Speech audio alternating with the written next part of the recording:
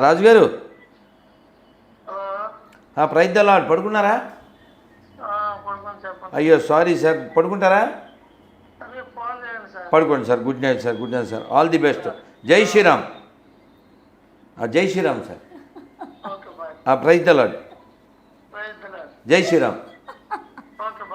ఇది గొర్రె గొర్రె గొర్రె బతుకంతే, గొర్రె మెదడంతే, వైజాగు గొర్రెైనా బుర్ర ఉండదంతే. ఏం చేయలేమ్మా, గొర్రె అంతే. యెహోవాకి ఇద్దరు పిల్లలు తెలుసా? అది మనం చదవలేమమ్మా. హెచ్కేఎల్ అని చాప్టర్ ఉంటుంది, హెచ్కేఎల్ అని. ఆ చాప్టర్ మగవాళ్ళు కూడా చదవలేదు. ఎవల అప్పములు హెచ్కేఎల్ చెప్పానుగా. ఎవల అప్పములు చేసి వారు చూచుచుండగా దాన్ని మనుష్య మలముతో కాల్చి భుజింపవలను. నేను చెప్పలేదు. మనం మామూలుగా పేడతో పిడకలు చేసుకుంటాగా, వాళ్ళు మనుషులు దాంతో పిడకలు ఇగో ఇచ్చుండి క్లీన్. నేనేం సొంతం చెప్పట్లేదమ్మా. హెచ్కేలు 4.12 వివరణ. బార్లీ గింజలతో అప్పాలు చేసి వాళ్ళు చూస్తుండగా దాన్ని మనుషుల పెంటతో కాల్చి తినవలను. అదన్నమాట. ఎవరు లిఫ్ట్ చేయట్లేదు గురుగారు. గిఫ్ట్ ఇస్తానా? ఏమో మరి. లిఫ్ట్ ఇస్తే గిఫ్ట్ ఇస్తామని అంటే బందరపాపికి చేద్దాం. అనకాపల్లి అయింది బందరపాపి. మనకు టైం ఇస్తాం, మనం చేస్తాం. వాళ్ళకేమో ఖాళీగా ఉండి 10 సార్లు 20 సార్లు చేస్తే మనం ఎత్తాలంటే ఎలాగా? ఏదో ప్రయాణాలు, ప్రవచనాలు, ఉపవాసాలు, మౌనం ఎన్నో ఉంటాయి. గుంటూరు మంచి పాపి. గొర్రెలన్. Hello Ravi garu, praise the Lord. Radhamanohar Das అండి. రవి గారు బాగున్నారా? సార్ బిజీగా ఉన్నారా? సార్ మీరు ఆ మధ్య చేశారు, నాకు ప్రయాణాల వల్ల కుదరలేదు. సార్ మీరు ఏమన్నా చెప్తారా? నేను ఏమన్నా మాట్లాడినా? చిచ్చి, మీరు చేశారు ఎప్పుడో 10 రోజుల క్రితం, అందుకని చేశాను సార్.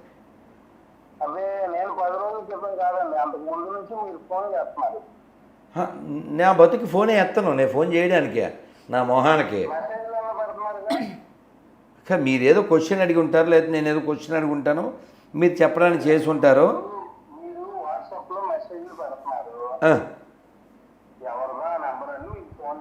అచ్చా, మీరు ఏదైనా అడిగేది ఉందా? ఓకే, పడుకోండి సార్, పడుకోండి. అడిగేదండి, మేము అడిగేది అయితే ఉంది. రైట్. గుంటూరు మంచి పాపి. పాపుల్లో కూడా మంచి పాపి. అదే అన్నగా పాపు. ఎందులో ఇది? ఎందులో? అంటే మంచి పాప అంటే అమ్మ బైబిల్ ఎక్కనవాడు అని అర్థం. బైబిల్ ఎక్కితే ఇంకా ఆ భాష వేరే ఉంటుంది. అదే ముసలి పాపి ఎలమంద 8 సార్లు చేశాడు. ముసలి పాపి 8 సార్లు అంటే 88 సార్లు చేస్తాను. అదే పని. ఒకడు ఉన్నాడు, వాడు యుఎస్ నుంచి కుర్రాడు. అది కూడా ప్రైవేట్ నెంబర్ నుంచి చేస్తాడు. 20 సార్లు చూడమ్మా, ఎన్నిసార్లు ప్రైవేట్ నెంబర్ నుంచి? 37 సార్లు ఫోన్ మీద ఫోన్ చేస్తూనే ఉంటాడు. పోనీ ఒరే నువ్వు ఏదైనా మామూలు నెంబర్తో ఫోన్ చేయరా, లొకేషన్ పెడతా అంటే. హలో, నమస్తే అండి. నమస్తే అండి, ప్రైజ్ ద లార్డ్. ఎలమంద గారు ఎవరో ఓలేటి లక్ష్మి గారి బ్యాచ్. హలో, ఎవరో? బాగున్నాను సార్. ఎలమంద గారు, భోజనం అయిందా?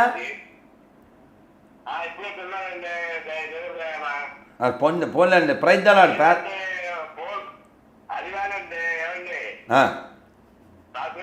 చెప్పండి సార్, ఎలమంద గారు చెప్పండి సార్. చిచ్చి, దేవుడు ఎవడు ఉన్నాడు సార్? ఎవడు వాడు సార్? వాడి పేరు చెప్పండి. మీ దేవుడు, మా దేవుడు అంటూ ఎవడైనా ఉన్నాడా సార్? దేవుడు సార్, మా దేవుడు కూడా ప్రభు. రామచంద్ర ప్రభుకి జై. ఎలమందకి బై. ఇప్పుడు నిద్ర పడుతుంది. ఎలమంద నిద్ర పడిపోయి ఎందుకు చెప్పండి. రవి గారు ఫోన్ చేస్తున్నారు. రవి గారు చెప్పండి సార్. చెప్పండి సార్. అయ్యో మళ్ళీ ఆయన ఫోన్ చేస్తున్నాడు. చెప్పండి సార్. నమస్తే అండి. నమస్తే, చెప్పండి సార్. నా నెంబర్ ఎవరు ఇచ్చారండి మీకు? మీరే ఎప్పుడూ చేసి ఉంటారు సార్, లేకపోతే నాకు ఎలా వస్తుంది, నాకేం పని. ఏం లేదు సార్. నా నెంబరు మీకు ఎలా వచ్చింది? మీరు ఎప్పుడో చేసి ఉంటారు, ఎందుకంటే నా నెంబరు ఎక్కడో మీకు దొరుకుంటుంది, ఏదో అడగడానికి చేసి ఉంటారు, లేకపోతే నా దాంట్లో చాలా చెప్తున్నారంటే సార్ మీకు చాలా మేధావులు సార్. ఆ, నా నెంబర్ ఎవరు ఇచ్చారు సార్ మీకు? నాకెలా తెలుస్తుంది సార్? బోల్డ్ మంది చేస్తుంటారు. ఇప్పుడు మీరు ఒకసారి లైన్లో ఉండండి, నేను మీకు అర్థమయ్యేలా చెప్తాను.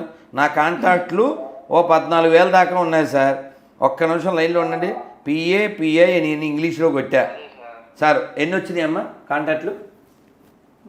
330 వచ్చినాయి సార్. ఇంగ్లీష్లో పాపి అని కొడితే, తెలుగులో పిఐ పాపి అని కొట్టా. ఎన్ని వచ్చినాయి సార్ చూడండి. ఒక్క నిమిషం లైన్లో ఉండండి. చూడమ్మా, తెలుగులో కొడితే అంటే ఆయనకి తెలియట్లేదు, ఒక్క నిమిషం పాపం. చూడు ఎన్ని వచ్చినాయమ్మా తెలుగులో కొడితే. 568. ఇలా దాదాపు. మళ్ళీ ఇందులో తెలుగులో GORRE ఎన్ని వచ్చింది చూడమ్మా. 395.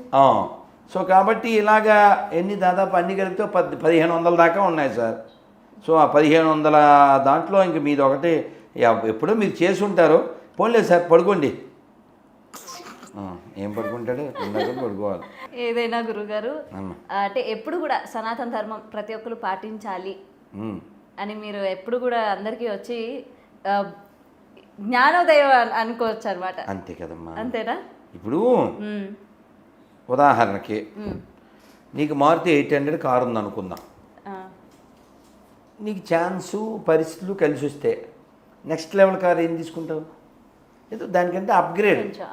అంతే కదా, అంతే కదా, కిందకి వెళ్ళరు కదా. అలాగా ఓ మనిషి అంటే మనం ఆదిమ కాలం అనుకుందాం. ఏం తినేవాడు? పళ్ళు. బాగా ఆదిమానవుడు మాంసం, పచ్చి మాంసం. ఇప్పుడు అలా లేడుగా, అప్డేట్ అయ్యాడుగా. వండుకుంటున్నాడు, చక్కగా తింటున్నాడు. అన్ని జంతువులు తినేస్తున్నాడు. మేకల్ని, కోళ్ళని, కట్లపావుల్ని, మొసళ్ళని, తాబేల్ని, పావులు, అన్ని పురుగులతో సహా అన్ని తింటున్నారు కదా ఇవాళ. మిడతల్ని, తేళ్ళు, మండ్రగబ్బలు, జెర్లు అన్నీ తినేస్తున్నాడు. కుక్కలు రోజు 14,000 కేజీల కుక్క మాంసం వస్తుందంట ఇక్కడ బెంగళూరులో. అదే మటన్ పెట్టేస్తున్నారు. ఇది నేను విన్నాను రీసెంట్గా, మటన్ అని చెప్పి. అవును, జస్ట్ మొన్నే. సో కుక్క మాంసం తింటున్న బెంగళూరు వాసులు. అసలు కుక్కదా నక్కదా కదా, ఎందుకు తినాలి? అది ఫస్ట్ పాయింట్. అప్డేట్ అంటే ఏంటి? జంతువుల్ని పచ్చిగా తినే స్థితి నుంచి, జంతువులను కాల్చి తినే స్థితి నుంచి అసలు జంతువులు తినకుండా ఉండే స్థితి కదా. మనిషి బతకడానికి జంతువులతో పని లేదే. మనిషి బతకడానికి జంతువులు తినాల్సిన పని లేదే. ప్రతి జంతువు మనిషికి ఉపకారం చేద్దే, మనిషి ప్రతి జంతువుకి అపకారం చేస్తాడు. ప్రతి జీవిని కడుపులో పెట్టేస్తే ఖాదర్ వలి గారు ఎంత బాధపడతారో. సృష్టిలో 30% జీవుని కడుపులో పెట్టేశాడు వీడు. లేవంటే జాతులు 30% కదా, పొట్టలోకి వెళ్ళిపోయినాయి. సో కాబట్టి మనిషి అప్డేట్ అవ్వాలి. కేవలం పుస్తకంలో ఏదో రాసి ఉంది. ఉదాహరణకి నేను లాంగ్ ఎగో నా first video I think so, Jehovah menu అని కొట్టు అవుతుంది. యెహోవా మెను, అందులో ఏ జంతువులు తినాలి, ఏ పక్షులను తినాలి, అవన్నీ క్లియర్గా రాసి ఉంటుంది. అందులో ఒక్క జాంకాయ గురించి ఉండదు, ఒక మ్యాంగో గురించి ఉండదు, ఓ ధాన్యం గురించి ఉండదు. భగవద్గీతలో ఏం చెప్పారు? పత్రం పుష్పం ఫలంతోయం యోమే భక్త్యా ప్రయచ్చతి తదహం భక్త్యా ఉపహృత అశ్నామి ప్రయతాత్మన. కాబట్టి మనిషి అప్గ్రేడ్ అవ్వాలి.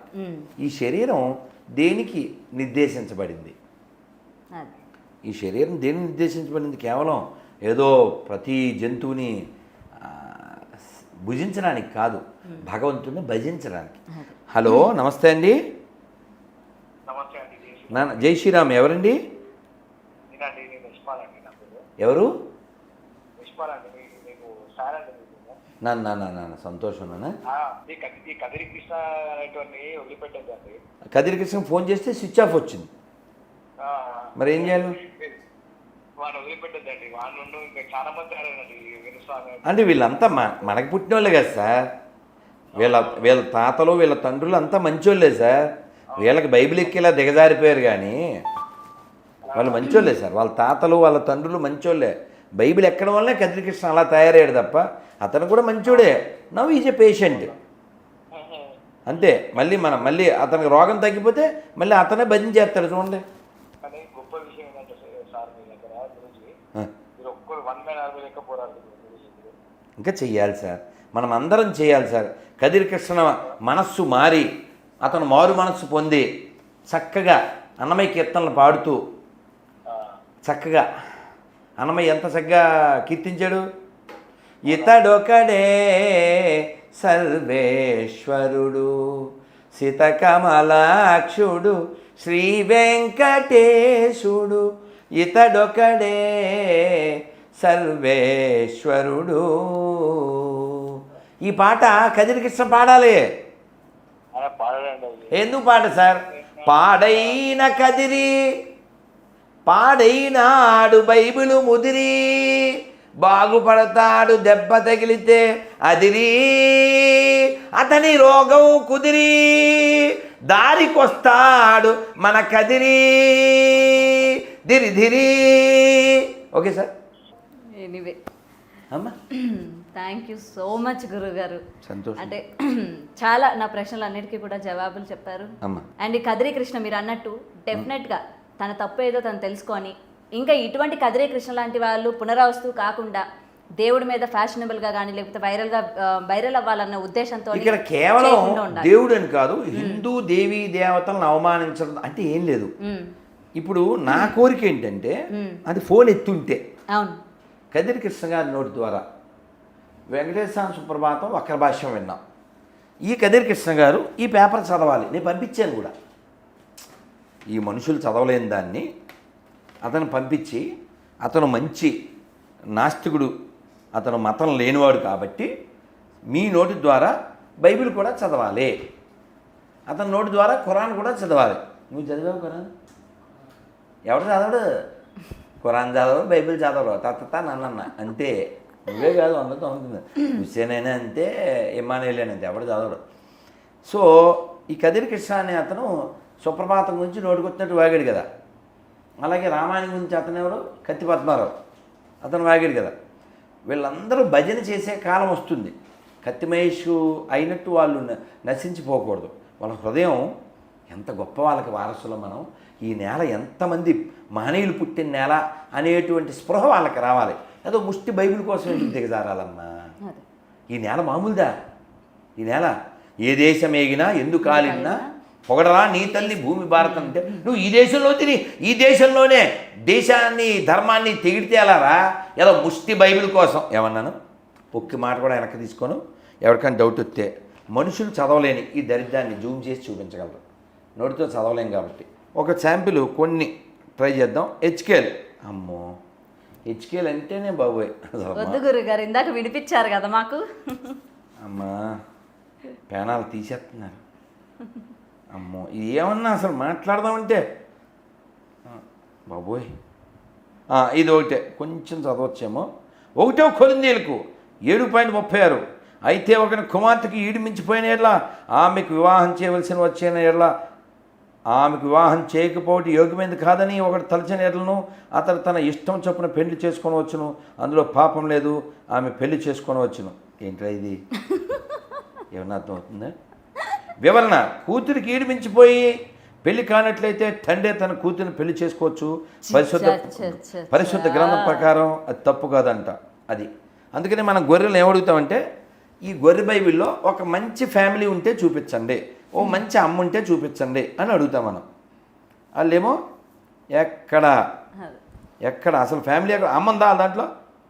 నువ్వు చూసావమ్మా నువ్వు గొర్రెల పేపర్ ఇచ్చాను నీకు? లేదు గురుగారు.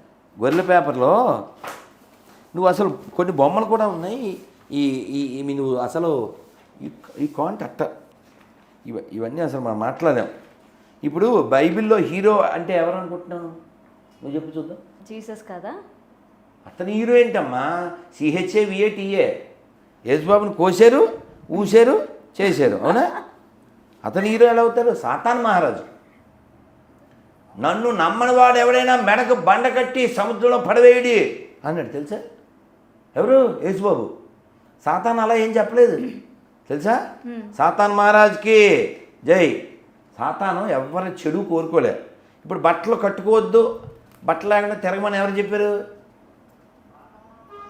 యెహోవాడు చెప్పాడు. మీ జ్ఞాన ఫలము తినుడి అని ఎవరు చెప్పారు? సాతాన్ మహారాజ్ చెప్పాడు. ఆ తర్వాత వాళ్ళకి జ్ఞానం కలిగి వాళ్ళు బట్టలు వేసుకున్నారు. ఏమంటే బట్టలు వేసుకోమని చెప్పినోడు హీరోయా, బట్టలు లేకుండా తిరగమన్నాడు హీరోయా? వేసుకోమన్నోటే కదా కదా. అందుకే సాతాన్ మహారాజ్కి జై. జై. దేవుడు మట్టితో మగ మనిషిని చేసి దాని ముక్కు ద్వారా ప్రాణం ఊదినం. అది ఆదాం అనేవాడిగా మారినం. తర్వాత ఆదాం పక్కటెముక నుంచి దేవుడు స్త్రీని తయారు చేసిను, ఆమెను అవ్వ అన్నను. ఆ తర్వాత వీరిద్దరికి ఈడెనను పలవృక్షంతో అలరాలు తోటనిచ్చాను. ఎక్కడి నుంచి పుట్టించాడు? ఒక మనిషిని పుట్టించి వాడిలోని స్త్రీని పుట్టించాడు. ఈ అబ్రహాం తెలుసా మీకు? వీటిని అబ్రహామిక్ రిలిజియన్స్ అంటారు. తెలుసమ్మా? 3 ఉన్నాయి కదమ్మా. ఈ యూదులది, ఇస్లాము, క్రైస్తవం. ఈ మూడింటిని ఏమంటారు? అబ్రహామిక్ రిలిజియన్ అంటారు. తెలీదా మీకు? ఈ అబ్రహాంకి ఓ భార్య ఉంది. ఈ భార్యని తీసుకుని అతను వేరే దేశం వెళ్తాడు. వెళ్తే ఎవరు ఈవిడ అని అడుగుతాడు. అక్కడ రాజు ఏమని చెప్పాలి? వీడు భార్యని చెప్పాలా? చెప్పడు. భార్యని చెప్పడు, చెల్లెని చెప్తాడు. ఆ రాజు దాన్ని తీసేసుకుంటాడు. పెళ్ళాన్ని చెల్లిని చెప్తాడు. అది ఎవరిని చెప్తారా? పోన్లండి సార్, రవి గారు ఏదో పాప ఆయన ఏదో మాట్లాడుకుంటున్నారు సార్, మీలో మీరు మాట్లాడుకోకండి సార్, రాత్రిపూట పడుకోండి సార్ అని మాట్లాడుకుంటున్నారు అక్కడ. అవా మాట్లాడుకుంటున్నారు. ఇంకా బైబిల్ ఎక్కితే పిచ్చి అంతేనమ్మా. ఇంకా అలాగే సంతోషం ఉండదు. ఇప్పుడు నిద్రపోరు. పోనీలేని గురుగారు అది చేస్తానే ఉంటారు ఈ రాత్రికాల సమయమేనా? అదే ఏదైనా అమ్మ. అందుకని ఇలా మనం నవ్వుకోవడానికి, మన అలా ఆనందమైన బయలుకి వెళ్ళకి వచ్చినందుకు చూడు, పిచ్చోళ్ళ గురించి వెంటనే కానీ లైవ్లో చూడండి. ఇదే ఎందుకు చెప్పు? ఇప్పుడు పడుకోవచ్చు కదా, పడుకోనేవారు పాడు చేయడానికి పుట్టారు. ఇప్పుడు సింపుల్ కాన్సెప్ట్ అమ్మా. ఊరికే అనాలిసిస్. అక్కడ 1 2 3 5 ఉన్నాం కదా, వీళ్ళు 5 దేవుడు ఉన్నాడని చెప్తున్నాగా. అంటే మనంతా రిలేటెడ్, మనంతా ఫ్రెండ్స్, మనంతా బంధువులం. వీడు దేవుడిని వెంకటేశ్వర అంటాడు, వాడేమో రామ అంటాడు, నువ్వేమో శివుడు అంటావు, ఇదేమో అల్లా అంటాడు, ఆ రాబర్ట్ ఏమో యేసు అంటాడు, నేనేమో గోవింద అంటాను. ఏ ప్రాబ్లం ఉంది? లేదు. ప్రాబ్లం ఉంది, బాగానే ఉందిగా. శ్రీరామనామాలు 100 కోటి, ఒక్కొక్క పేరు బహుతీపి. శ్రీరామనామాలు 100 కోటి. కానీ భగవంతుడిని అలా ఎన్నో పేర్లతో పిలవచ్చు కదా. ఏం ప్రాబ్లం? మనం చూసామా? ఏదో ప్రశాంతంగా ఉన్న జీవితం, చిన్న జీవితం, ప్రశాంతంగా ఎవరికి హాని చేయకుండా బతికితే సరిపోద్దిగా. ఏదైనా గురువు గారు అంటే అందరూ కూడా ఇట్లాంటివన్నీ చిలిపివి అంటూ ఉంటారు కదా, ఇట్లాంటివన్నీ అసలు చేయకుండా ఉంటే సరే. అదే నేను అనేది చిన్న లైఫ్. అంతే అంతే అంతే. మా దేవుడిని నేను నమ్ము కొంపల దగ్గరికి వచ్చి ఏంటి దరిద్రం? ఏదో ముష్టి పుస్తకం పట్టుకుని ఇప్పుడు నేను 26 క్వశ్చన్లు ఎందుకు అడుగుతానంటే, మీరు కొంపల దగ్గరికి వచ్చి అడుక్కుంటున్నారు మారిపోండి అని. మా దగ్గర లేనిదేమైనా ఉంటే మారిపోతామే. అంతే అంతే. ఏమో మంచి అమ్మ ఉందా, మంచి పండుగ ఉందా, ఎందుకు చెప్పండి. అందుకని సర్వే జన సుఖినో భవంతు అని చెప్పేటువంటి సనాతన ధర్మం ప్రపంచమంతా ఎప్పుడో ఒకప్పుడు ఉండేది, ఇప్పటికీ దాని రుజువులు ఉన్నాయి. కాబట్టి అందరూ హిందువులే, అందరూ మన బంధువులే. భారత్ మాతాకి జై. జై శ్రీరామ్. థ్యాంక్ యూ గురుగారు. For more videos like this, subscribe Big TV channel.